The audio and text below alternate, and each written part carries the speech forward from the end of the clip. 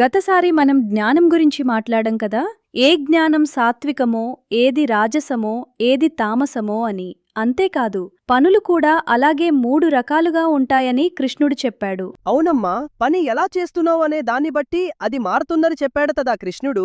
నాకు గుర్తుంది. మంచి జ్ఞానం అంటే అందరినీ ఒకటిగా చూడడం అని చెప్పారు. బాగా గుర్తుపెట్టుకున్నారు. ఇప్పుడు కృష్ణుడు మరింత లోపలికి వెళ్తున్నాడు. పని ఏమిటి అని కాదు, పనిచేసే మనిషి ఎలా ఉన్నాడు అని చెప్తున్నాడు. మనిషి ఎలా ఉన్నాడు అంటే ఏ మనసుతో పనిచేస్తున్నాడు అని. ఇప్పుడు కృష్ణుడు 3 రకాల కర్తలను, అంటే పనిచేసే మనుషులను వర్ణిస్తున్నాడు. చూద్దాం. ముక్త సంగోన్న హంబాది ధృత్యుత్సాహసమన్వితః సిద్ధ్యసిద్ధ్యోర్నిర్వికారః కర్తా సాత్విక ఉచ్యతే. ఈ శ్లోకంలో కృష్ణుడు సాత్వికమైన కర్తను వర్ణిస్తున్నాడు. అంటే మంచి గుణంలో పనిచేసే మనిషి ఎలా ఉంటాడో చెప్తున్నాడు. అతనికి ఆసక్తి ఉండదు, ఇది నాకే కావాలి అనే పట్టు ఉండదు, నేనే చేశాను అనే అహంకారం ఉండదు, పనిచేయటంలో శక్తి, ధైర్యం ఉంటాయి. అంతేకాదు, పని కుదిరినా కుదరకపోయినా అతని మనసు కదలదు. అమ్మా, కుదరకపోయినా మనసు కదలదు అంటే ఏమిటి? అంటే బాధ అనిపించదా? బాధ అనిపించవచ్చు ఆరవ్, కానీ ఆ బాధ అతన్ని తొలగించదు. అతను అయ్యో నేను ఓడిపోయాను, నా జీవితం అయిపోయింది అని కుప్పకూలడు. సరే మళ్ళీ ప్రయత్నిద్దాం అని లేస్తాడు. నాన్నా, అహంకారం ఉండదు అంటే? మీరా, నేనే చేశాను, నేనే గొప్పవాడిని అని చెప్పుకోవడం అహంకారం. సాత్వికమైన మనిషి అలా చెప్పుకోడు. పని చేస్తాడు, పని అయిపోతే మంచిది అనుకుంటాడు, అంతే. అమ్మా, ఇది చాలా కష్టం కదా, పని కుదిరినప్పుడు సంతోషపడకుండా ఉండడం. అవును, కష్టమే. కాని కృష్ణుడు చెప్పేది ఏమిటంటే, సంతోషపడొచ్చు, కాని ఆ సంతోషం నీ మనసును పట్టుకోకూడదు. ఒక పని చేసేటప్పుడు మంచి గ్రేడ్ వస్తే మాత్రమే బాగుంటుంది అని కాదు. నేను నిజంగా అర్థం చేసుకోవాలని చదువుతున్నాను అని చదివినప్పుడు అది సాత్వికమైన పని. ఓ, అంటే పని చేయడం వల్ల వచ్చే ఫలితం కోసం కాదు, పనే ముఖ్యమని కదా. అదే, ఫలితం రావచ్చు రాకపోవచ్చు, కాని పనిచేయటంలో నీ మనసు మొత్తం ఉండాలి. అది సాత్వికమైన కర్త. ఒక్క మాటను చెప్పాలంటే, పని చెయ్యి, ఫలితాన్ని వదిలిపెట్టు. ఇది కర్మ అనే మాటకు అసలు అర్థం. కర్మ అంటే మనం చేసే పనులు కదా నాన్నా. అవును మీరా, కర్మ అంటే మనం చేసే పనులు, వాటి వల్ల వచ్చే పరిణామాలు. మంచి మనసుతో చేసే పని మంచి కర్మ. ఇప్పుడు తర్వాతి శ్లోకం చూద్దాం. ఇందులో రాజసమైన కర్తను కృష్ణుడు వర్ణిస్తున్నాడు. రాగీ కర్మఫల ప్రేప్సుర్లుబ్ధో హింసాత్మకోసుచిః హర్షశోకాన్వితః కర్తా రాజసః పరికీర్తితః. ఇక్కడ కృష్ణుడు రాజసమైన కర్తను చెప్తున్నాడు. ఈ మనిషికి పనిమీద కాదు, ఫలితం మీద మనసు. నాకు ఏం వస్తుంది అని మొదలుపెడతాడు. లోభం ఉంటుంది, ఇంకా ఇంకా కావాలి అనే కోరిక. మనసు శుద్ధంగా ఉండదు. పని కుదిరితే పొంగిపోతాడు, కుదరకపోతే కుంగిపోతాడు. అమ్మా, ఇది చాలా మంది ఇలా చేస్తారు కదా.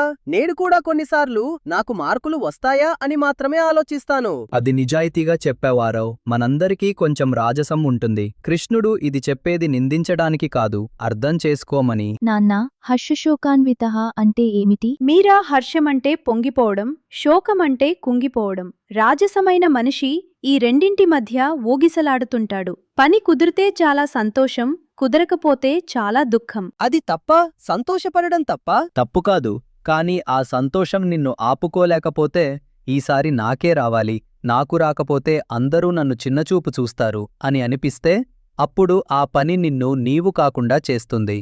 ఫలితం కోసం పని చేయకుండా ఫలితమే నిన్ను నడిపిస్తుంది. అంటే ఫలితం మనల్ని పట్టుకుంటుందా? అదే మీరా, ఫలితానికి అతుక్కుపోవడం వల్ల మనసు స్వతంత్రంగా ఉండదు. ఫలితం మీద అతిగా పట్టుపెట్టుకోకపోవడమే ధర్మంగా పనిచేయటానికి మొదటి అడుగు. ఒక్క మాటలో, ఫలితం కోసం పనిచెయ్యడం కాదు, పనిచెయ్యడమే ధర్మం. అది గుర్తుపెట్టుకో.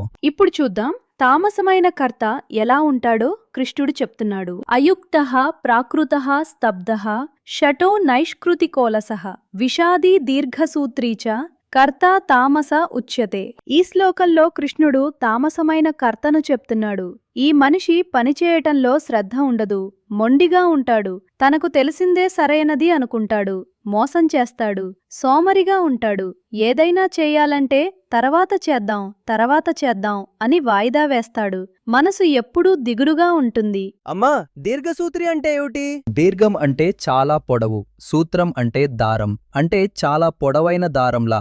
పని ఎప్పటికీ అయిపోదు, ఇప్పుడు కాదు తర్వాత చేద్దాం అని ఎప్పటికీ వాయిదా వేస్తాడు. నాన్న, అది నాలా అనిపించింది. నేను కూడా కొన్నిసార్లు తర్వాత చేద్దాం అంటాను. మీరా, అందరూ కొన్నిసార్లు అలా అంటారు, కాని ఎప్పుడూ అలా అంటే పనైపోదు, మనసు శాంతిగా ఉండదు. అమ్మా, విషాది అంటే ఏమిటి? విషాదమంటే దిగులు. ఈ మనిషి ఎప్పుడూ ఏం జరిగినా బాగుండదు, నాకు ఏదీ కుదరదు అని నిరాశగా ఉంటాడు. అది తన పనిని మరింత కష్టం చేస్తుంది. అర్జునుడు కూడా యుద్ధభూమిలో మొదట ఇలాగే అనిపించింది కదా, నేను చెయ్యలేను, ఇది నా వల్ల కాదు అని. అది తామసం వైపు వెళ్లే క్షణం. కాని కృష్ణుడు అతన్ని మళ్లీ లేపాడు. ఓ, అర్జునుడికి కూడా ఇలా అనిపించింది అని మర్చిపోయాను. అందుకే ఈ గీత అంత ముఖ్యమైనది ఆరో. అర్జునుడు మనలాంటి మనిషే, అతనికి అనిపించినట్టే మనకూ అనిపిస్తుంది. కాని కృష్ణుడు చెప్తున్నది ఆ తామసం నుండి బయటపడు అని. మనసు శ్రద్ధగా ఉంచు, సోమరితనం వదులు, వాయిదా వేయకు, ఇది తామసం నుండి బయటపడే దారి. ఇప్పుడు చూద్దాం, కృష్ణుడు ఇంకో ముఖ్యమైన విషయం చెప్తున్నాడు, బుద్ధి గురించి. బుద్ధేర్భేదం ధృతేశ్చైవ గుణతస్త్రివిధం శృణు ప్రోచ్యమానమశేషేణ పృథత్వేన ధనంజయ. ఇక్కడ కృష్ణుడు అర్జునుణ్ణి ధనంజయ అని పిలుస్తున్నాడు, అంటే ధనాన్ని జయించినవాడా అని. ఆయన చెప్తున్నాడు, ఇప్పుడు బుద్ధి గురించి, ధృతి గురించి చెప్తాను.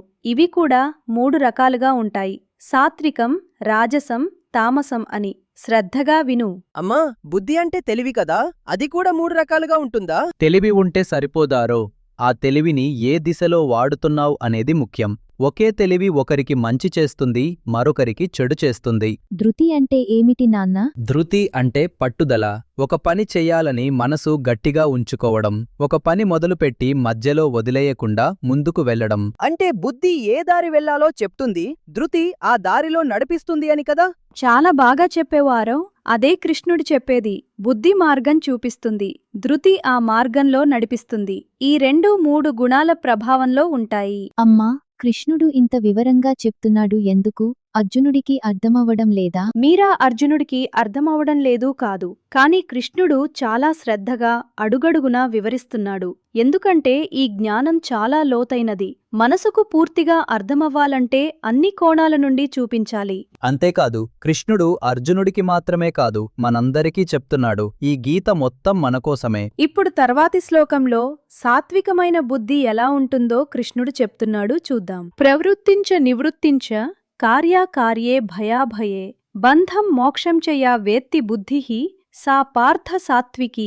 ఈ శ్లోకంలో కృష్ణుడు అర్జునుడిని పార్థ అని పిలుస్తున్నాడు, అంటే పృథకొడుక అని. ఆయన చెప్తున్నాడు, ఏ బుద్ధి అయితే ఏం చెయ్యాలో ఏం చెయ్యకూడదో తెలుసుకుంటుందో, ఏం భయపడాలో ఏం భయపడకూడదో తెలుసుకుంటుందో, ఏది బంధమో ఏది విముక్తో తెలుసుకుంటుందో ఆ బుద్ధి సాత్వికమైనది. అమ్మా, ప్రవృత్తి నివృత్తి అంటే ఏమిటి? ప్రవృత్తి అంటే ముందుకు వెళ్లడం, ఏదైనా చెయ్యడం. నివృత్తి అంటే వెనక్కి తగ్గడం, ఏదైనా చెయ్యకుండా ఉండడం. సాత్వికమైన బుద్ధి ఈ రెండింటినీ సరిగ్గా అర్థం చేసుకుంటుంది, ఎప్పుడు చెయ్యాలో ఎప్పుడు చెయ్యకూడదో. నాన్న, బంధం మోక్షం అంటే? మీరా, బంధమంటే ఏదైనా మనల్ని పట్టుకుని ఉంచేది, ఒక కోరిక, ఒక భయం, ఒక పట్టు. మోక్షమంటే ఆ పట్టు నుండి విడుపు, స్వేచ్ఛగా ఉండడం. సాత్వికమైన బుద్ధి ఏది మనల్ని పట్టుకుంటుందో ఏది విడిపిస్తుందో తెలుసుకుంటుంది. అంటే ఈ బుద్ధి మనకు ఏం చెయ్యాలో ఏం చేయకూడదో చెప్తుందా లోపల నుండే? అవును ఆరవ్, ఈ బుద్ధి మనసులో ఒక దీపంలా ఉంటుంది. ఇది సరైనది, ఇది కాదు అని చూపిస్తుంది. ఎవరూ చూడకపోయినా ఆ దీపం ఆరదు. అమ్మా, ఒక్కోసారి నాకు తెలుసు ఏది తప్పో అని, కానీ చేసేస్తాను. అది ఏ బుద్ధి? మీరా, అది చాలా ముఖ్యమైన ప్రశ్న. అప్పుడు బుద్ధి తెలుసు, కాని మనస్సు ఆ బుద్ధి మాట వినడం లేదు. అది రాజసం లేదా తామసం వైపు వెళ్తున్నది. సాత్వికమైన బుద్ధి అంటే తెలిసి కూడా ఆ తప్పు చేయకుండా ఉండగలగడం. అంటే ఏది సరైనదో తెలుసుకోవడం మాత్రమే కాదు, దాని ప్రకారం నడవడం కూడా కదా? అదే, ఏది సరైనదో తెలుసుకుని ఆ ప్రకారం నడవడం. ఇది సాత్వికమైన బుద్ధి. ఎవరూ చూడకపోయినా, ఏ ఫలితం వస్తుందో తెలియకపోయినా సరైన పని చేయడమే ధర్మం. నాన్నా, ఒకసారి ఒకసారి నా ఫ్రెండ్ పెన్సిల్ నాకు చాలా నచ్చింది. ఎవరూ చూడడం లేదు, తీసుకోవచ్చు అని అనిపించింది, కానీ తీసుకోలేదు. మీరా, అది చాలా ముఖ్యమైన క్షణం. ఎవరూ చూడకపోయినా తీసుకోకుండా ఉన్నావు. అది సాత్వికమైన బుద్ధి.